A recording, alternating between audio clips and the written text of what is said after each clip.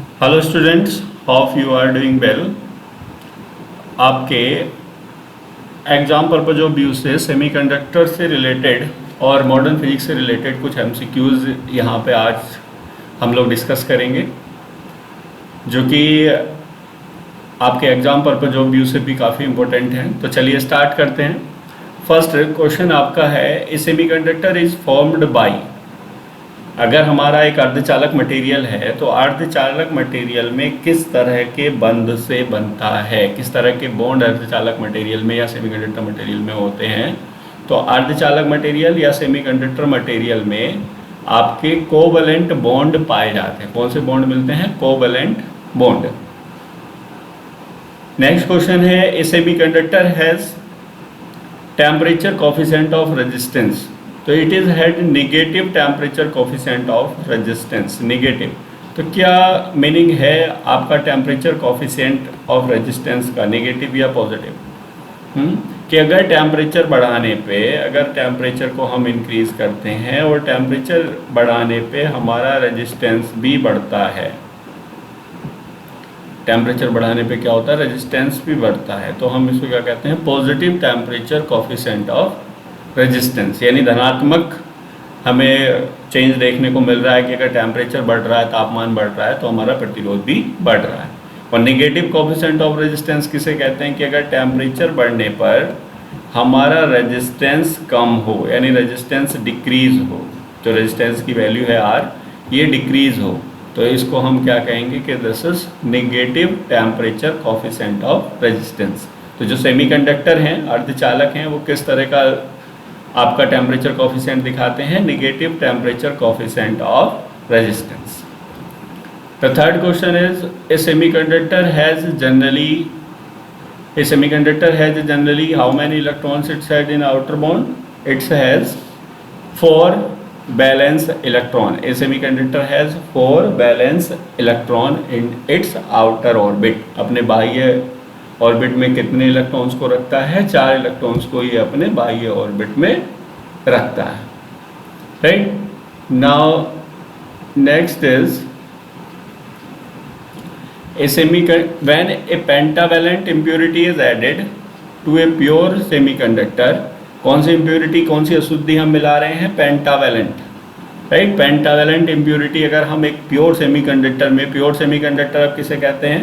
कि अगर आपका जैसे सिलिकॉन है या आपका जर्मेनियम है, तो सिलिकॉन और जर्मेनियम क्या है? प्योर सेमीकंडक्टर है। तो इन प्योर सेमीकंडक्टर में अगर हम पेंटावेलेंट इम्प्योरिटी मिलाते हैं, पहले इम्प्योरिटी मिलाने को क्या कहते हैं? एक क्वेश्चन ये भी बनता है कि प्योर सेमीकंडक्टर में कोई इम्प्योरिटी ऐड करने को क्या कहते हैं? It is called doping. हाँ, आपको ध्यान होगा क्या कहते हैं? डॉपिंग। तो डॉपिंग हम लोग बोलते हैं। तो डॉपिंग आपने की है किसकी? पेंटावेलेंट की। तो पेंटावेलेंट की डॉपिंग से क्या हमारे पास में किस तरह का सेमीकंडक्टर बनता है? एक एन टाइप सेमीकंडक्टर बनता है। अगर ये ट्राईवेलेंट इम्प्योरिटी होता, इफ इट इज ट्राईवेलेंट, जिसकी हम डॉपिंग कर रहे थे, वो क्या होता? ट्राईवेलेंट होता। तो ट्राईवेलेंट इम्प्योरिटी ऐड करने से हमारा पी टाइप सेमीकंडक्टर बनता है। आपको ध्यान रखना है, पेंटावेलेंट से एन टाइप और ट्राईवेलेंट से पी टाइप सेमीकंडक्टर हमारा बनता है। नेक्स्ट क्वेश्चन है, in a semiconductor the energy gap between the valence band and conduction band is about. तो आपका सेमीकंडक्टर के केस में एनर्जी बैंड गैप कितना होता है? लगभग 1 electron volt. It is approximately 1 electron volt. ये कई क्वेश्चन पूछा जाता है कि अगर पूछा गया है कंडक्टर, तो कंडक्टर के बीच में कोई एनर्जी बैंड गैप नहीं होता है। बैलेंस बैंड और कंडक्शन बैंड एक दूसरे पर ओवरलैप होते हैं। ऐसे ही अगर पूछ लिया गया है इंसुलेटर यानी कुचालक, तो कुचालक में energy band gap greater than होता है किससे? 5 इलेक्ट्रॉन वोल्ट से। 5 इलेक्ट्रॉन वोल्ट से ग्रेटर देन होता है किसके लिए? इंसुलेटर के लिए। तो ये तीनों के केस में आपको याद रखना है कि चालक के लिए कितना होता है, अर्धचालक के लिए कितना होता है और कुचालक के लिए कितना होता है। नेक्स्ट क्वेश्चन आपका है, when a pure semiconductor is heated its resistance. अगर आप प्योर सेमीकंडक्टर को हीट कर देते हैं तो इसको रेजिस्टेंस पे क्या इफेक्ट होगा?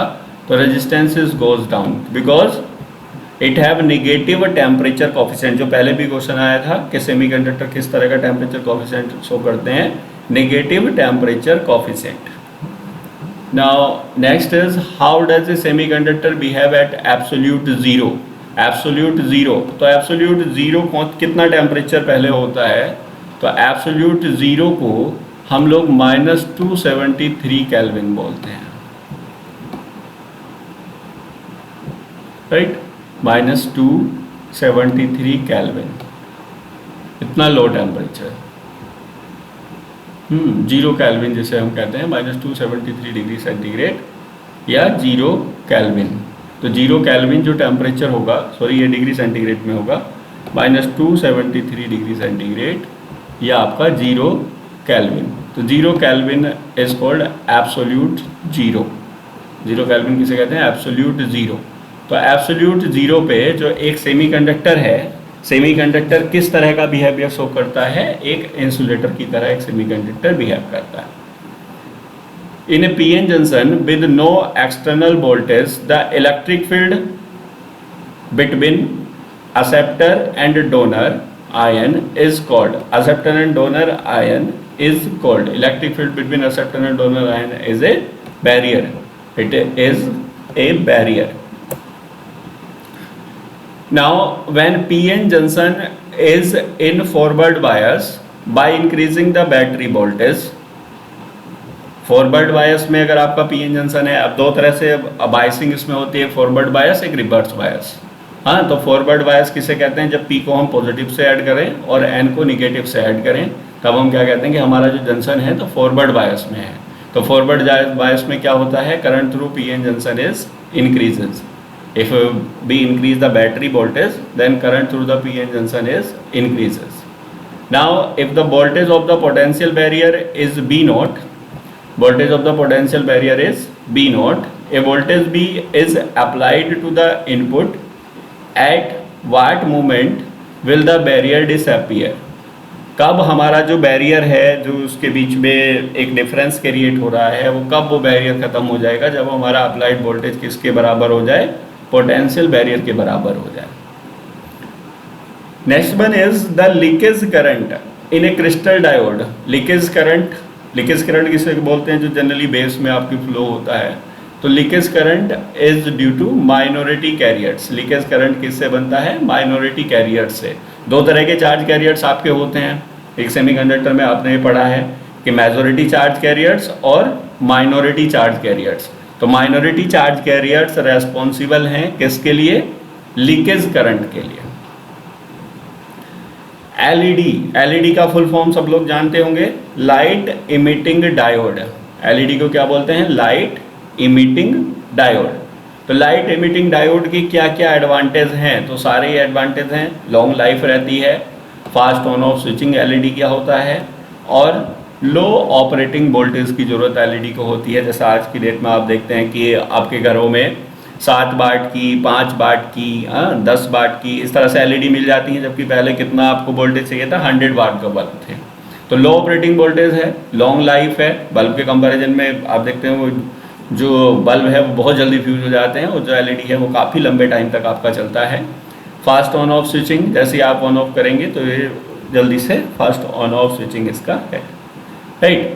Next is the LED made with gallium arsenide. ये आपको ध्यान रखना है, अगर कोई एलईडी गैलियम आर्सेनाइड की बनी हुई है, अगर कोई एलईडी किसकी बनी हुई है? गैलियम आर्सेनाइड की बनी हुई है, तो लाइट को इमिट करता है। किस रीजन में लाइट को इमिट करता है? इंफ्रारेड रीजन में, राइट। किस रीजन में लाइट को इमिट करेगा? इंफ्रारेड रीजन में। नेक्स्ट है ए ट्रांजिस्टर हैज, ट्रांजिस्टर सब लोग जानते हैं किस तरह से बनता है, सिंबल भी पता होना चाहिए। हाँ, ट्रांजिस्टर आप लोगों ने इलेक्ट्रॉनिक्स वालों ने तो काफ़ी पढ़ रखा होगा। इस तरह से ये ट्रांजिस्टर बनता है, राइट। और ट्रांजिस्टर के लिए जो हमने बताया था 3 पार्ट इसके होते हैं, इमिटर, बेस और कलेक्टर, राइट। किस तरह का ये ट्रांजिस्टर है, यानी पीएनपी है या एनपीएन है, ये किस पे डिपेंड करता है? इस एरो पे। और एरो किसकी दिशा में हम लोग लगाते हैं? करंट फ्लो की डायरेक्शन में। हाँ, तो अगर ये एन है तो इलेक्ट्रॉन्स होंगे, और ये अगर पी है तो ये होल्स को शो करेगा। ऐसे ही अगर ये पी है तो ये एक पीएनपी ट्रांजिस्टर है, राइट। किस तरह का ट्रांजिस्टर है? पीएनपी ट्रांजिस्टर है। तो पीएनपी ट्रांजिस्टर के लिए आपका अब हमें क्वेश्चन हमारा क्या है, कितने इसमें जंक्शन है। तो जंक्शन के लिए एक ये पीएन जंक्शन है, एक जंक्शन ये हुआ, एक पीएन जंक्शन है और एक ये पीएन जंक्शन है। तो इसमें क्या है, 2 पीएन जंक्शन है। कितने पीएन जंक्शन है? It contains 2 PN junction. तो जो हमारा ट्रांजिस्टर है वो 2 पीएन जंक्शन को दिखाता है। The base of the transistor is doped, जो भी आपने बनाया था ग्राउंड में बेस है, तो बेस हमेशा लाइटली डॉप्ड होता है। बहुत कम करंट यानी लगभग 5% करंट बेस में फ्लो होती है, तो इसे हम क्या कहते हैं कि it is lightly doped. In a PNP transistor the current carriers are, current carriers कौन से करंट कैरियर्स होते हैं? तो पीएनपी ट्रांजिस्टर में करंट कैरियर्स आर होल्स, क्योंकि पी में मेजॉरिटी में होल्स होते हैं। सो जो आपका पीएनपी ट्रांजिस्टर है इसमें करंट कैरियर्स क्या होते हैं? होल्स होते हैं। इन ए केस ऑफ ट्रांजिस्टर, ट्रांजिस्टर के केस में कौन सी इक्वेशन सही है? तो जो इमीटर करंट है ये बराबर होती है किसके? कलेक्टर करंट्स और बेस करंट के योग के बराबर होती है। इमीटर करंट किसके बराबर होती है? कलेक्टर करंट और बेस करंट के योग के बराबर होती है। तो ये इक्वेशन ट्रू है आपका किसमें? ट्रांजिस्टर के केस में। Which of the following is a unique property of laser. अब हम लेज़र पे बात करते हैं। लेज़र की फुल फॉर्म पहले सबको याद होना चाहिए। Laser light amplification by stimulated emission of radiation. तो क्या यूनिक प्रॉपर्टी है कि ये आपका कोहेरेंस होता है। हाँ, तो लेज़र है वो क्या रहता है? कोहेरेंस, कोहेरेंस को शो करता है। कोहेरेंस, अब आप कहेंगे किसे कोहेरेंस किसे कहते हैं? कि जो वेव इससे निकलती हैं वो सब एक ही फेज में होती है, राइट। इस तरह से अगर हो तो हम उसको बोलते हैं कोहेरेंस। फुल फॉर्म जो हम भाई अब हम बात कर रहे थे, तो फुल फॉर्म मैंने बता ही दिया था, light amplification by stimulated emission of radiation. ये किसकी फुल फॉर्म है? लेज़र की। What is the principle of fibre communication? Fibre communication, fibre optical fibre की हम यहाँ पे बात कर रहे हैं। तो ऑप्टिकल फाइबर का प्रिंसिपल क्या है? Total internal reflection. Optical fibre का प्रिंसिपल किस पे डिपेंड करता है? टोटल इंटरनल रिफ्लेक्शन पे ऑप्टिकल फाइबर का प्रिंसिपल डिपेंड करता है। Now what is the other name of maximum internal incident angle? Maximum internal incident angle we also called it is an acceptance angle, और we called wave guide acceptance angle. यानी maximum कितना external incident angle हो सकता है, तो that is equals to acceptance angle. The optical fibre communication signal source की optical fibre communication में हमें जो सिग्नल रखना है, सिग्नल का स्रोत क्या होगा? तो सिग्नल का स्रोत एक लाइट वेव होगी। सिग्नल का स्रोत क्या होगा? सिग्नल का स्रोत एक लाइट वेव होगी। Next is in optical fibre the outer layer is and inner layer is. Outer layer कौन सी होती है ऑप्टिकल फाइबर में और इनर लेयर कौन सी होती है, ये आपको बताना। मान लीजिए ये आपके पास में ऑप्टिकल फाइबर है, इस तरह से बना हुआ है। हाँ, ये हम इस तरह से बना देते हैं। तो ऑप्टिकल फाइबर की आउटर लेयर कौन सी होती है और इनर लेयर कौन सी होती है, ये सबको ध्यान भी रखना है। तो आउटर लेयर जो है उसको हम बोलते हैं क्लैडिंग। आउटर लेयर को क्या बोलते हैं? क्लैडिंग। और जो इनर लेयर है, इनर लेयर को हम लोग बोलते हैं कोर, राइट। आउटर लेयर को क्लैडिंग और इनर लेयर को हम लोग बोलते हैं कोर। जो इनर लेयर है this is called core. Outer layer called cladding and inner layer is called core, right. अब अगर रिफ्रैक्टिव इंडेक्स की हम बात करें तो रिफ्रैक्टिव इंडेक्स जो कोर का है ये ज़्यादा होता है comparison to refractive index of cladding. Cladding के रिफ्रैक्टिव इंडेक्स है, रिफ्रैक्टिव इंडेक्स के टर्म में भी आपको याद रखना है। The prefix nano comes from, nano का मतलब होता है ड्राफ्ट यानी बोना। ग्रीक में, ग्रीक भाषा में नैनो का मतलब होता है छोटा, छोटा यानी बोना। तो इस वहाँ से हम नैनो वर्ड को लिया गया। Nano material are the material with at least 1 dimension measurement less than, तो it's measurement is less than to 100 nanometre. कितने से कम होना चाहिए? 100 नैनोमीटर से कम होना चाहिए। The element that has the biggest size in transistor, किसका बिगेस्ट साइज होता है? इमीटर में, बेस में और कलेक्टर में। तो maximum size is collector, it has maximum size. So collector has maximum size in case of a transistor. Next is a transistor is operated device. Transistor किसकी operated device है, कैसे operate करता है? तो it is based on current, धारा पे depend करता है। आप इसमें पढ़ सकते हैं कि हम लोग IB बेस करंट लिखते हैं, IC कलेक्टर करंट लिखते हैं, IE अमीटर करंट लिखते हैं। तो ये किस पे टोटली डिपेंडेंट है? ये डिपेंडेंट है आपका करंट पे। ऐसे ही जो फैट है, फैट भी इलेक्ट्रॉनिक्स वाले लोग समझ रहे होंगे, फैट को हम क्या बोलते हैं, इलेक्ट्रॉनिक्स वाले ने पढ़ा होगा, फील्ड इफेक्ट ट्रांजिस्टर। तो जो फील्ड इफेक्ट ट्रांजिस्टर है वो आपका वोल्टेज कंट्रोल डिवाइस है। फील्ड इफेक्ट ट्रांजिस्टर क्या है? वोल्टेज कंट्रोल डिवाइस है। Next is in a NPN transistor are the minority carriers. NPN में माइनॉरिटी कैरियर्स कौन से होंगे? NPN है, ये अभी PNP पे हमने पढ़ा था क्वेश्चन इसी तरह का। तो PNP पे मेजॉरिटी पूछा था तो होल्स हुए थे, NPN पे माइनॉरिटी पूछ रहे हैं तो भी आपके क्या होंगे? होल्स। मेजॉरिटी में क्या होंगे? Electrons, right. मेजॉरिटी में इलेक्ट्रॉन्स होंगे और माइनॉरिटी में आपके होल्स होंगे। Next question is which property of the nano particle provide a driving force for diffusion.